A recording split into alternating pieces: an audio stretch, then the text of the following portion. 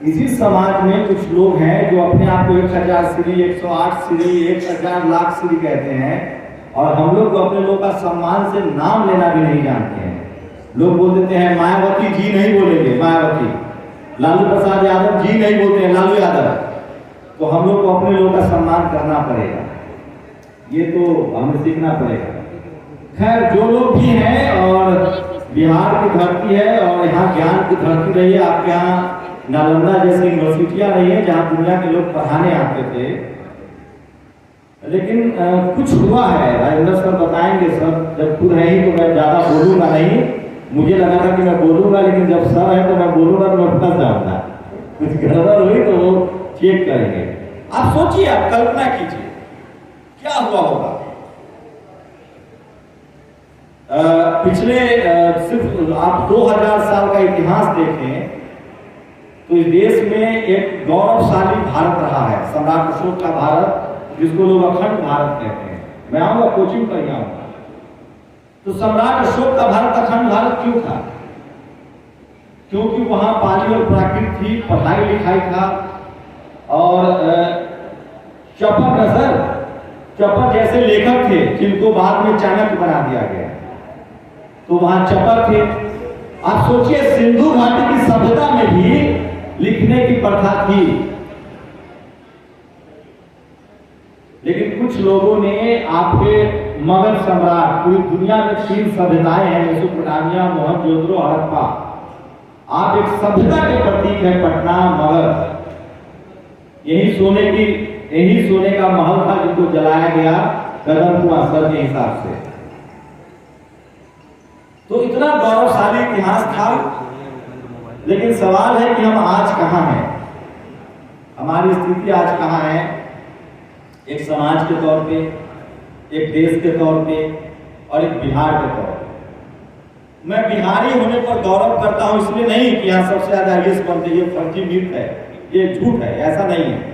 इससे ज्यादा के लिए जेएनयू के बच्चे क्वालिफाई करते हैं, केरल भी टॉप पर है, बिहार के बच्चे, ये सब मिथ है। इसको डेटा पर कसिएगा तो ये फर्जी बात है। हाँ, बिहार के बच्चे अब पढ़ाई, पलायन बहुत ज्यादा है, क्योंकि यहाँ रिसोर्सेज नहीं है, कोटा जाते हैं, डीयू जाते हैं।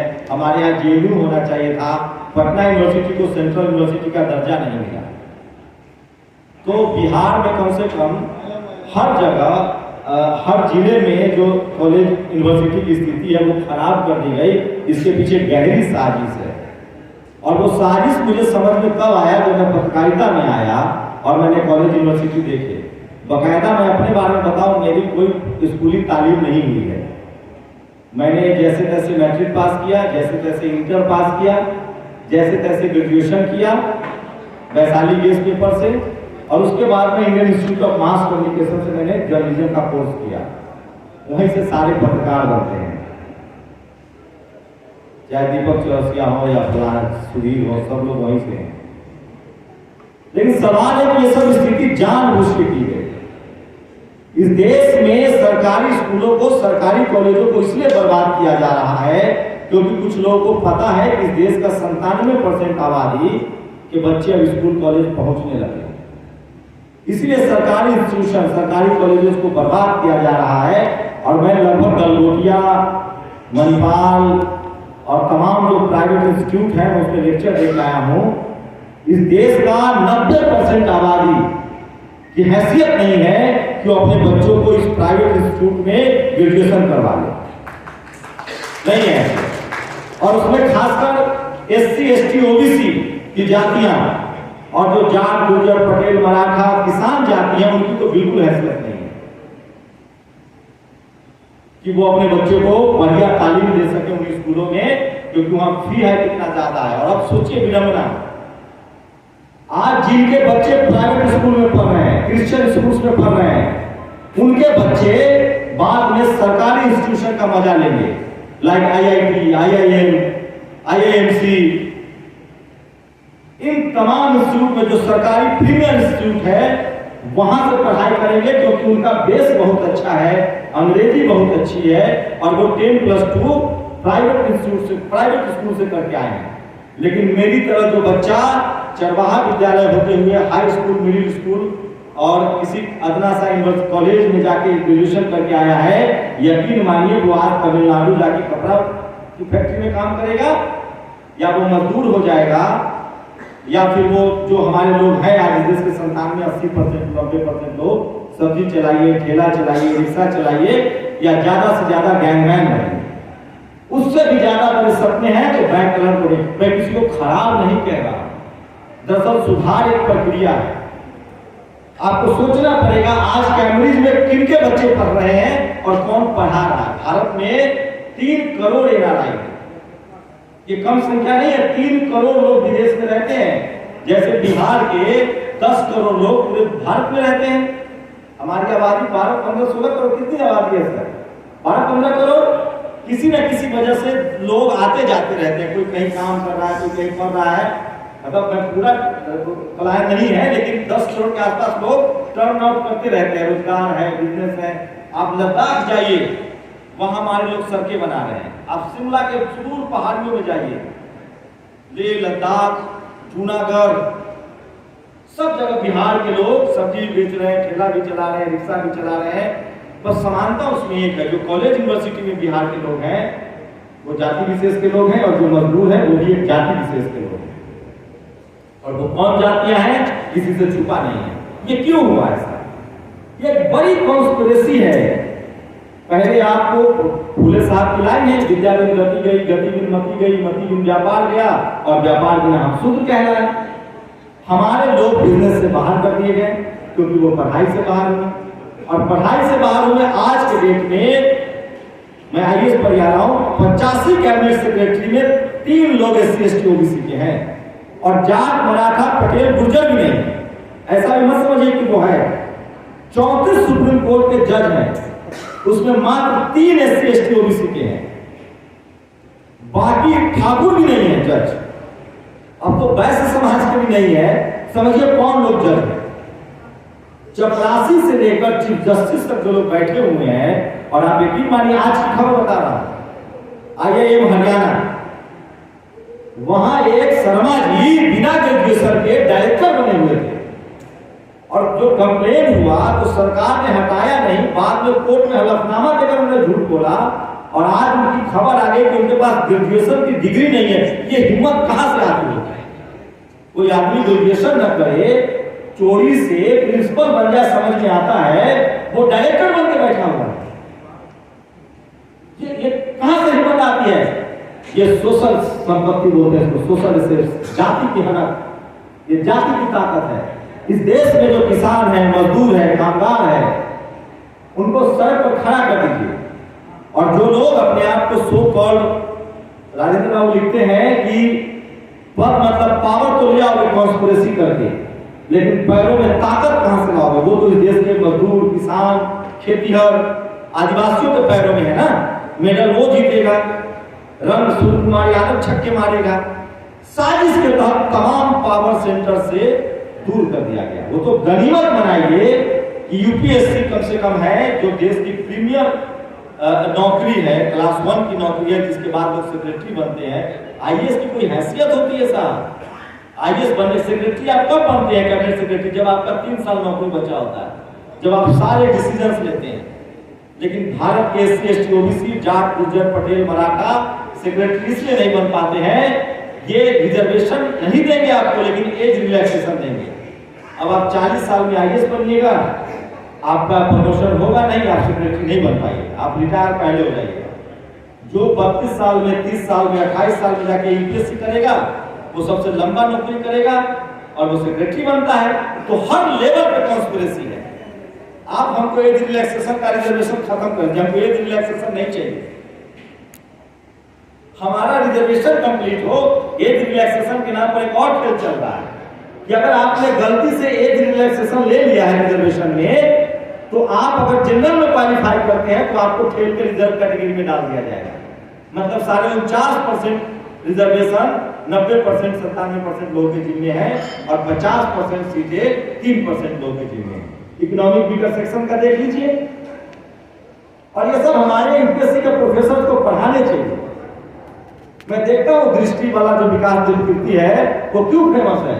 वो डॉक्टर अम्बेडकर को कोट करते हैं। वो फूले को कोट करते हैं, वो पेरियार को कोट करते हैं। हमारे वाले लोग पता नहीं क्यों शर्माते हैं। हम जो बात कर रहे हैं वो सिर्फ और सिर्फ इंसानियत की बात है, बराबरी की बात है, नैतिकता की बात है। हमें कहा जा रहा, अभी हम आ रहे थे तो हमें सब लोगों ने बहुत अप्रिशिएट किया, जैसे हम कोई जेम्स बॉन्ड है। अरे आप बड़े हिम्मती हैं, बड़े अच्छे काम कर रहे हैं। अरे क्यों अच्छा काम कर रहे हैं? हम कहा है, हमारे कोई तलवार लगे हुए हैं, राइफल लगे हुए हैं, टाइम है। मैं एक साधारण हार मांस का आदमी हूँ। ये जो मानसिक आप लोग मुझे मजबूत कह रहे हैं क्योंकि आप मानसिक रूप से कमजोर है। मैं कोई मजबूत नहीं हूँ, मैं आप ही की तरह हार मांस का आदमी हूँ। बस फूले पेरियार अम्बेडकर को बोल रहा हूँ। इस देश में, इस देश का 97% लोग दूध कौन निकालता है, भैंस कौन चढ़ाता है, खेत कौन जोतता है, बिल्डिंगें कौन बनाता है, सड़कें कौन बनाता है, बैंक का क्लर्क कौन है? इस देश के बहुजन समाज के लोग, किसान जातियों के लोग जो हैं, हम सब कुछ करते हैं। रिजर्वेशन आया, पढ़ने लिखने का अधिकार मिला, तो वैज्ञानिक भी है। हम लोग एक काम नहीं जानते हैं, जीप चलाना, खेतराई करना। खेतराई बोलते हैं ना, पदकुच्चन, आर्गुमेंटेटिव नहीं है हम लोग। अमर सिंह की किताब पढ़िए, द आर्गुमेंटेटिव इंडिया। हम लोग बात लिखना नहीं जानते हैं, बोलना नहीं जानते हैं, इसीलिए हम लोग हाशिए पर है। जिस दिन बहुजन समाज का आदमी बोलना शुरू कर देगा, हमारी जीत उसी दिन तय हो जाएगी। आप लिखते हैं कि जब हम भैंस पालते हैं, भैंस का दूध निकालना जानते हैं, क्या बोल रही है? दूध नहीं खाता है, गाय का दूध निकालना जानकर नहीं खाता है, तो आंख में ऐसे अखबार लपेट के आता है हमारा दूध। ये जो हमें पिछले 2000 साल की जो हम गुलामी काट रहे हैं ना, ये कल्चरल जो हेजेमनी है, जो सांस्कृतिक गुलामी है, जब तक हम उससे नहीं निकलेंगे, यकीन मानिए पूरी दुनिया का रिवॉल्यूशन में पढ़ रहा हूं, काउंटर रिवॉल्यूशन पढ़ रहा हूं। जब तक आप लोग कल्चरल हेजेमनी से नहीं निकलिएगा, आप सोचिए, मेरे गांव की बात बता रहा हूं, 2 दिन पहले की बात, 25 लाख के बजट में एक धार्मिक आयोजन हुआ। मैं उसको कर्मकांडी आयोजन कहता हूं, जिससे पॉल्यूशन बढ़ता है। आपको पता है मेरे गांव में एक डॉक्टर नहीं है एमबीबीएस आज तक। एक हुए थे पहले, रिटायर हो गए। एक इंजीनियर नहीं है आईआईटी का, एक प्रोफेसर नहीं है। जिस पंचायत से मैं आता हूं लगभग 50,000 आबादी होगी, न डॉक्टर, न इंजीनियर, न बिजनेसमैन। एक लड़का तिरपुर में थोड़ा सा हल्का फुल्का 10 करोड़ का टर्नओवर वाला बिजनेसमैन बना है। बाकी मेरे बैच के लोग, कोई गैंगमैन है, कोई एक लोग बैंक में क्लर्क है। उस गांव में 25 लाख रुपए से एक मसाले की फैक्ट्री डाली जा सकती है। आप हंस के टाल नहीं सकते हैं कि कल्चरल हेजेमनी की वजह से हम लोग आर्थिक नुकसान में हैं। हमारी पूरी पीढ़ी, हमारा बाप, हमारा भाई इस दबाव में जीता है कि 50 लाख 25 लाख जमा करके बहन की शादी करनी है। क्या हम उस पैसे से अपनी बहन बेटियों को एजेंसी खोल के नहीं दे सकते हैं, बिजनेस में नहीं बना सकते हैं, कॉर्पोरेट में नहीं बेच सकते हैं? वो अपनी मर्जी से शादी कर लेगी।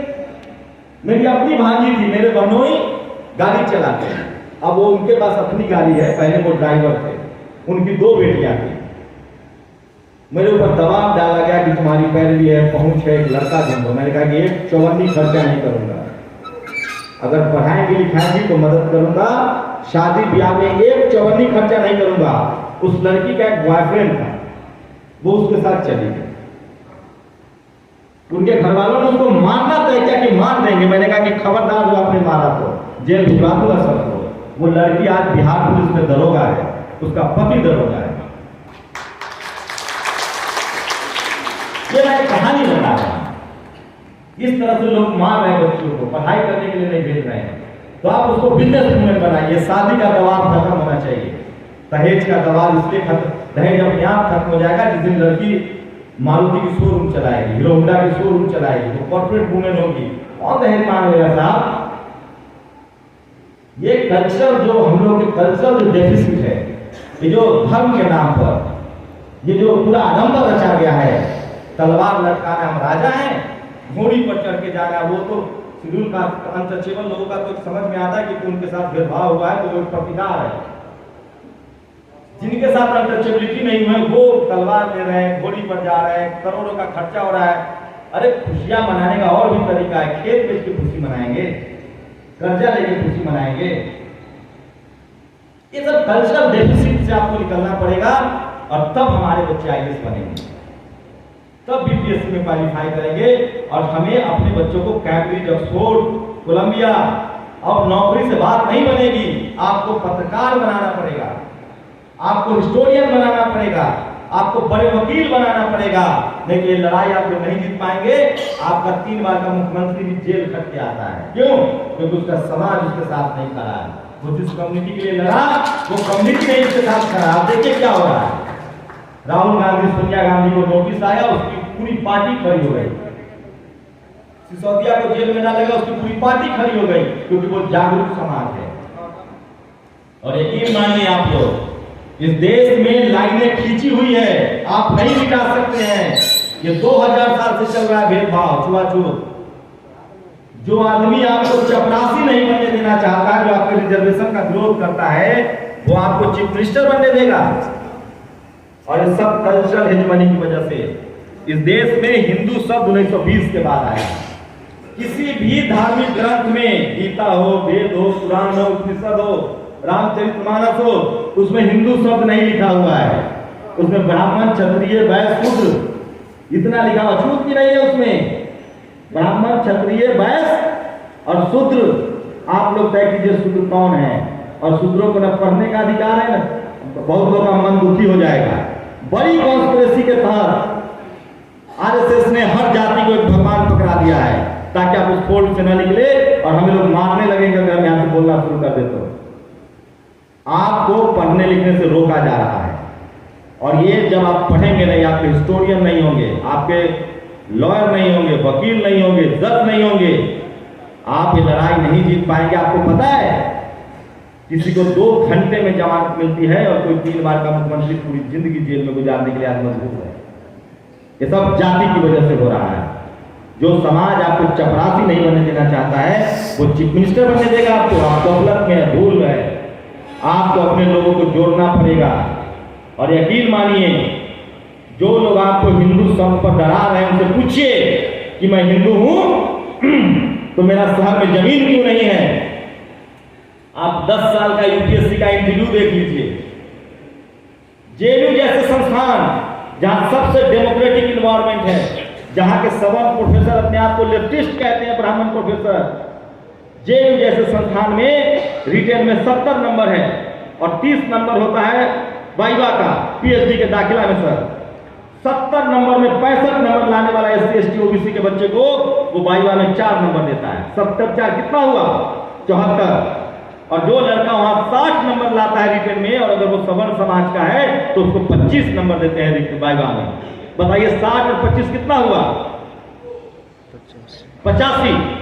और वो टॉप करता है जन का। सोचिए, जिसको लिखने आता है वो बोलना नहीं जानता होगा। ये मानसिक कमजोरी है हम लोगों की, और मैं इसी कमजोरी पर हमला कर रहा हूं। और मैं कोई अद्वितीय काम नहीं कर रहा हूं, मैं हार मानस का बनाती हूं। 2 थप्पड़ मारिएगा मैं गिर जाऊंगा। ये जो मानसिक गुलामी है, ये जो कल्चरल गुलामी है, इससे निकलना पड़ेगा आपको। हमारे पास तमाम साहित्य है, ये होली, दिवाली, ये सारा बुद्ध सभ्यताओं से लिया गया है, लेकिन उसको ध्वंस कर दिया गया है। उनका धर्म व्यापार है।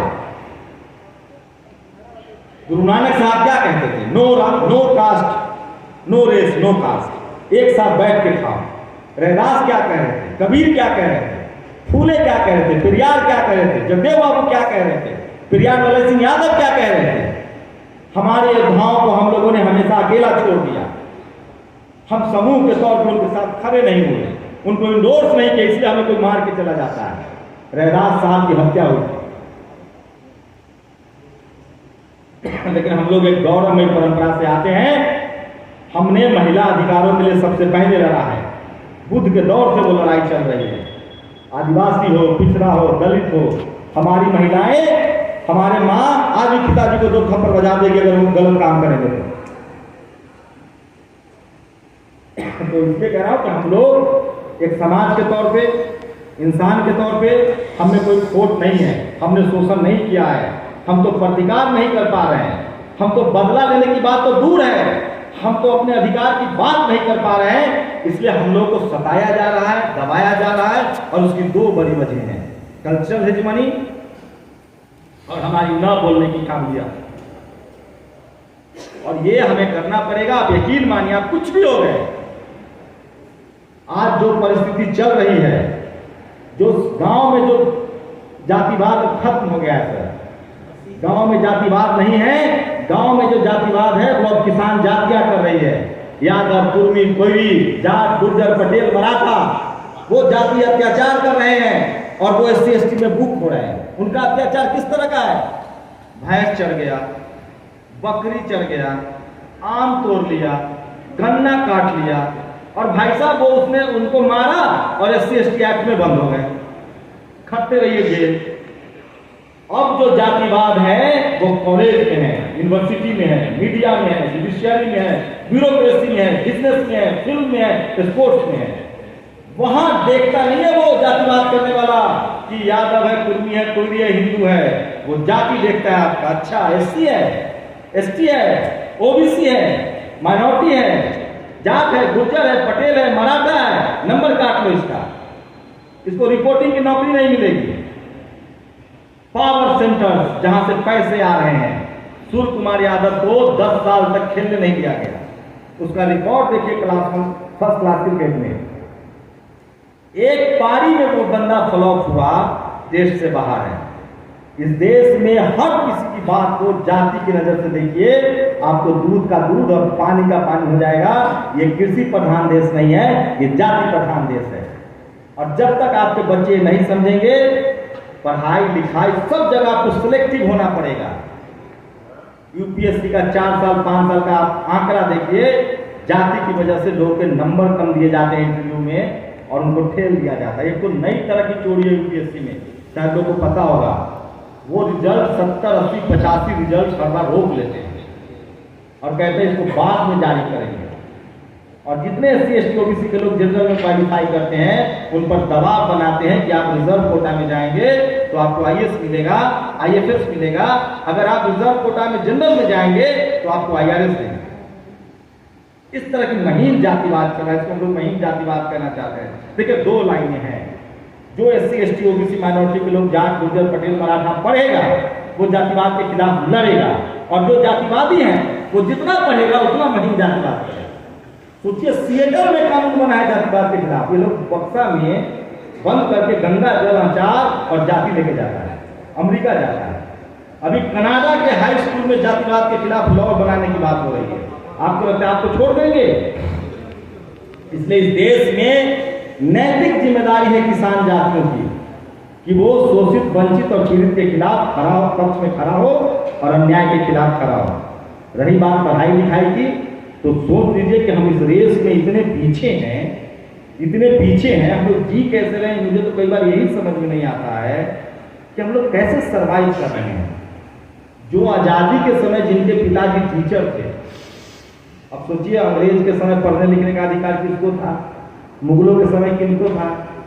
हमारे लोग तो स्कूल कॉलेज भी नहीं गए थे। मैक्सिमम लोग होंगे जो दूसरा तीसरा जनरेशन के होंगे। तो जिनके पिताजी आज़ादी के समय टीचर लगे हुए थे, उनके बच्चे आज कैम्ब्रिज, ऑक्सफोर्ड, कैलिफोर्निया, पेप्सिको की चेयरमैन है इंदिरा नूरी, IIT का, गूगल का हेड है सुंदर पिचाई।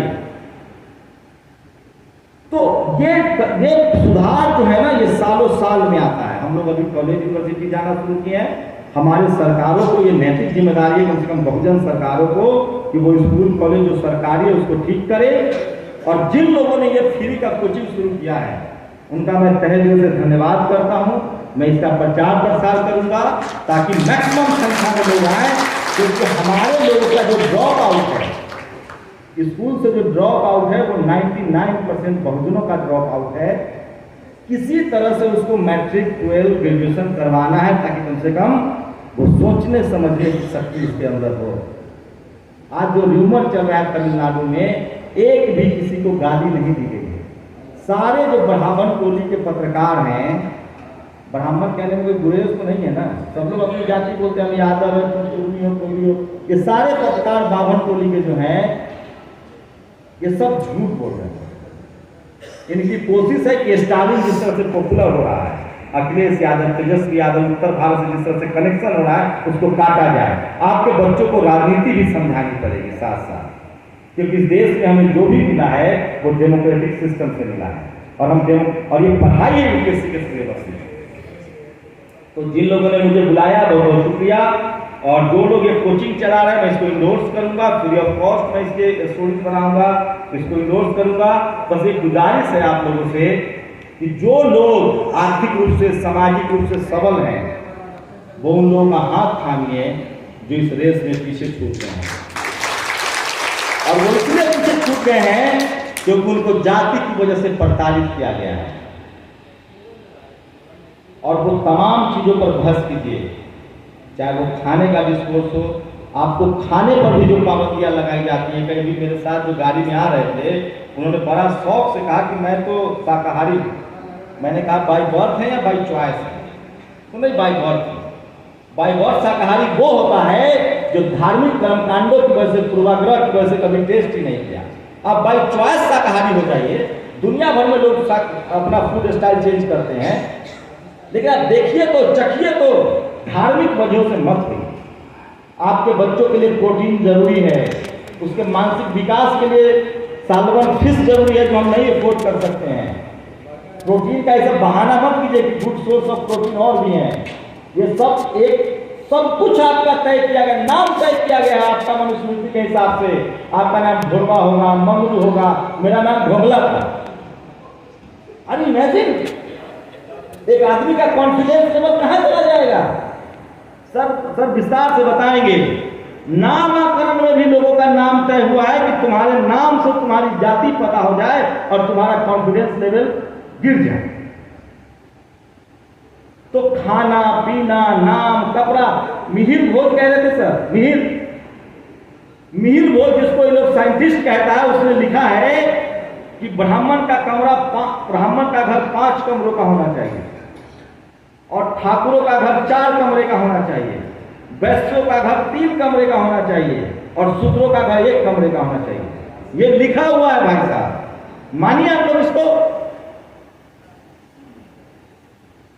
ये सब कल्चर, आप बताइए, हमारे लोगों के पास प्लैटिनम पहनने के लिए पैसा नहीं है, गोल्ड के लिए पैसा नहीं है, डायमंड के लिए पैसा नहीं है, और 10-10 साल में पत्थर साइंस पहनते हैं। वो न तो फैशन है, पूरी दुनिया में प्लैटिनम गोल्ड पहनते हैं। यहाँ तो ग्रह नक्षत्र ठीक कर रहा है। बताइए, राहु केतु मतलब कितना प्रकाश मील की दूरी है। वो राहु केतु ये शादी में अरंगा लगाने के लिए बैठा हुआ है। कैसे कैसे मिथ गढ़े गए हैं। और ये व्यापार है उनका,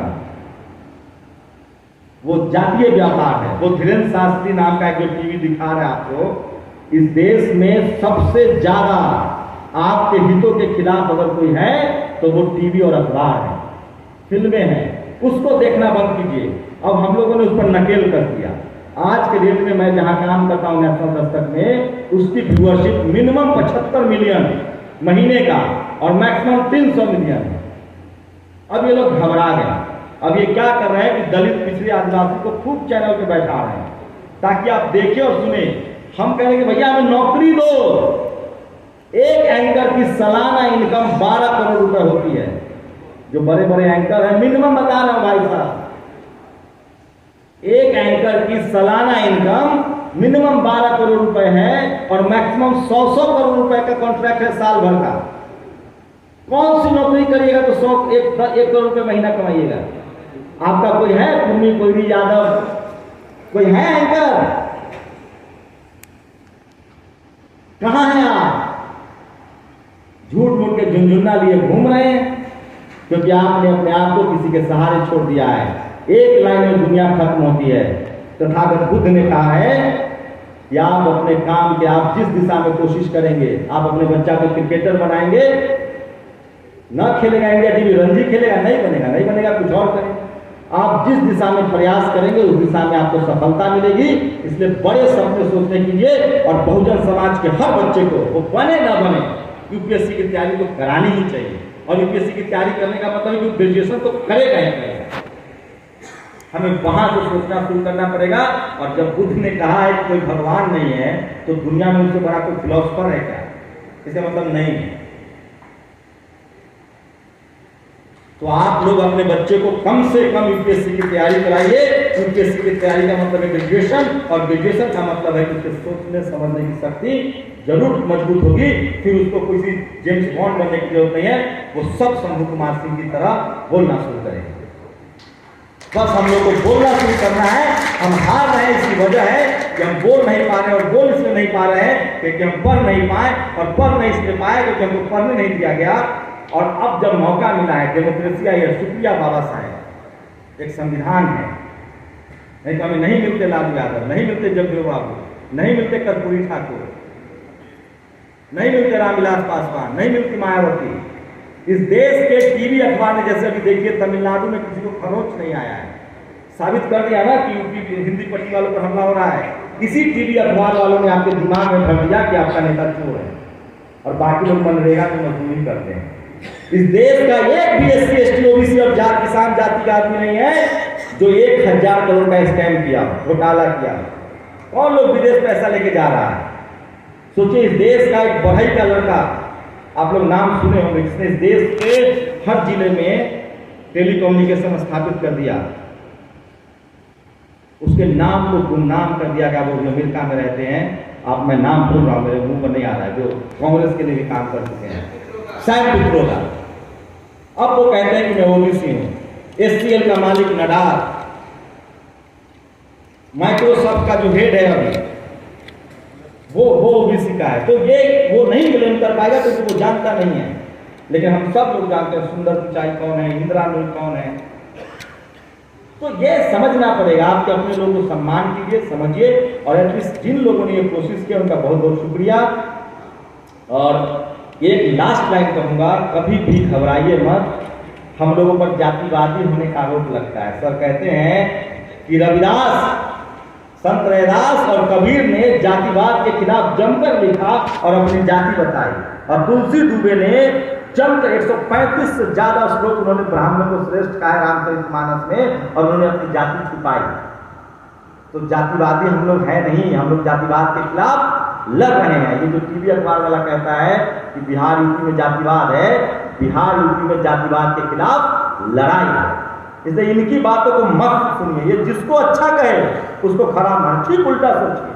चौधरी चरण सिंह कहते थे कि जब टीवी अखबार वाला हमको अच्छा कहे तो मानना कि मैं तुम्हारे लिए खराब हूं। इसलिए इस देश में अगर किसी का बहिष्कार करना है तो वो इस देश की मीडिया का बहिष्कार कीजिए, तब तक जब तक उसमें डाइवर्सिटी ना आ जाए, हर जाति, हर धर्म, हर समूह के लोगों का एंकर ना हो, जैसे CNN में है, BBC में है।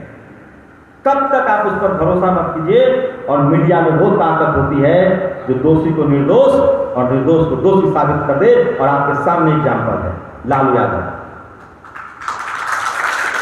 इसलिए मैं कह रहा हूं, हमारे लोगों को पढ़ाई ही एकमात्र रास्ता है, और जब वो पढ़ाई करेंगे तो वो बिजनेस की तरफ भी बढ़ेंगे। और अब दुनिया बदल रही है। मैं इन तमाम लोगों से गुजारिश करता हूं कि अपने बच्चों को मोबाइल दीजिए, उसको वॉच कीजिए, और कम से कम 1 घंटा वो ब्लॉग बनाए, यूट्यूब पर जाए, आर्टिफिशियल साइंस पढ़े, जीपी चैट पढ़े, नए टेक्नोलॉजी से अपने बच्चों को भी मत रोकिए। बहुत जरूरी है। वो तरीका बदल गया है, पहले बैलगाड़ी थी, फिर ट्रेन आई, हवाई जहाज आया।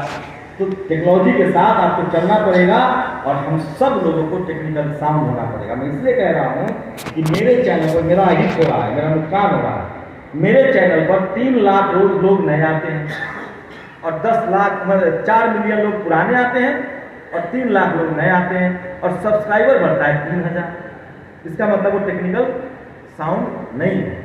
अब सोचिए, अगर 3 लाख में से 1 लाख रोज हमें रोज सब्सक्राइब करने लगे तो नेशनल दस्तक दुनिया का सबसे बड़ा चैनल है, क्योंकि हमारी आवाज ही ज्यादा है।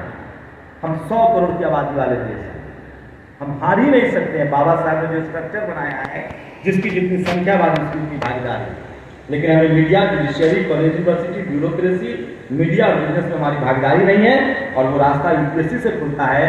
हमें हर बच्चे को एटलीस्ट यूपीएससी की प्रिपरेशन करवाने की जरूरत है, किसी कीमत पर, चाहे उसके लिए जो भी हो। और वो तमाम लोग जिन्होंने मुझे सुना और जो लोग पैसा देते हैं इस इंस्टीट्यूशन के लिए, उनका मैं बहुत आभार हूँ, और मुझे फख्र हो रहा है कि मैं आपके समाज से हूँ। हम सब सिर्फ और सिर्फ भारतीय हैं। इसके खिलाफ जो भी आपको समझाए वो सब झूठ है, फरेब है। शुक्रिया।